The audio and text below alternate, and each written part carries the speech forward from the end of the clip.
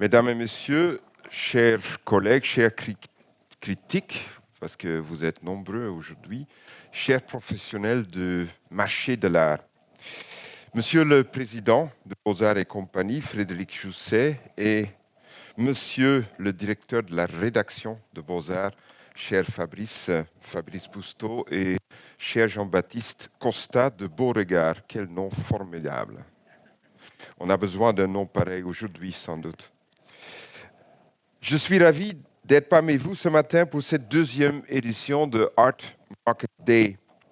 La vente d'œuvres d'art en ligne représente aujourd'hui plus de 4 milliards de dollars et les réseaux sociaux ont une influence grandissante sur le processus d'achat des œuvres. La récolte et le traitement des données devient un enjeu crucial et pourtant, peu d'acteurs semblent prêts à s'adapter au big data. La modalité numérique, notamment les oppositions binaires qui constituent ces bases de données, est déjà responsable des comparaisons qui s'infiltrent dans l'actualité de l'art contemporain, est déjà responsable du récent phénomène de cache-cache de l'art derrière son antithèse. Le porno est l'art, la bande dessinée est l'art, l'architecture est l'art, le design est l'art, les dessins érotiques est l'art.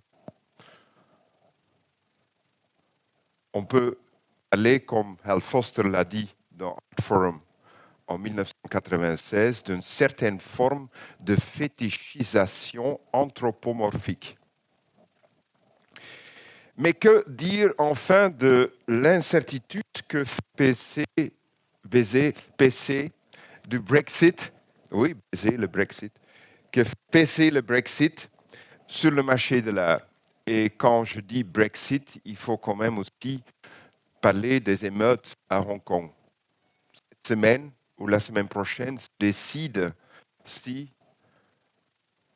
la foire de Hong Kong se tient cette année parce que Hong Kong, évidemment, est en révolte. Et on sait très bien que Brexit, Londres et Hong Kong sont quand même des plaques tournantes du commerce de l'art. Alors, de quoi serait fait le marché de l'art de demain? Est-ce que les foires d'art vont continuer telles qu'elles sont? Est-ce que le FIAC va changer? Est-ce que les galeries ont encore besoin des foires d'art? Comment anticiper ces transformations?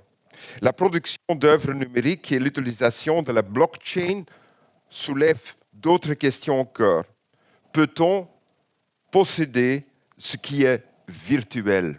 Et là, je pense à cette app, cette nouveau app qui bouge le monde de la mode, qui s'appelle Ada, une app inventée par la rédactrice en chef de Systems, Elisabeth von Gutmann, où on peut, avec cette app, on peut maintenant s'engager, acheter un chemise de Valentino pour 1 euro. Est-ce qu'on peut bientôt acheter un Picasso pour 1 euro? Comment aussi garantir l'authenticité de l'œuvre digitale? On voit déjà une inflation des expositions numériques, ou est-ce que je dois dire des effets numériques? Est-ce que bientôt, on va avoir aussi avec des œuvres digitales, des œuvres numériques qui se vendent comme des vrais objets d'art? On ne le sait pas. Si le numérique a rendu le marché d'art plus accessible et plus international, les innovations technologiques l'ont aussi rendu beaucoup plus complexe. Dans quelle mesure un clic ou un glissement de doigt sur l'écran d'une tablette deviendra-t-il essentiel à la manière dont l'art connaît son propre avenir? Dans une industrie culturelle hégémonique détournée dans des millions de tweets, peut-on encore distinguer les utilisateurs en quête d'un Picasso et les Picasso en quête d'un utilisateur. Aborder ces thématiques qui bousculent les normes du marché, mesurer les risques et anticiper les ruptures semble aujourd'hui indispensable. Il ne faut pas avoir peur, mais il n'y a pas de tabou non plus.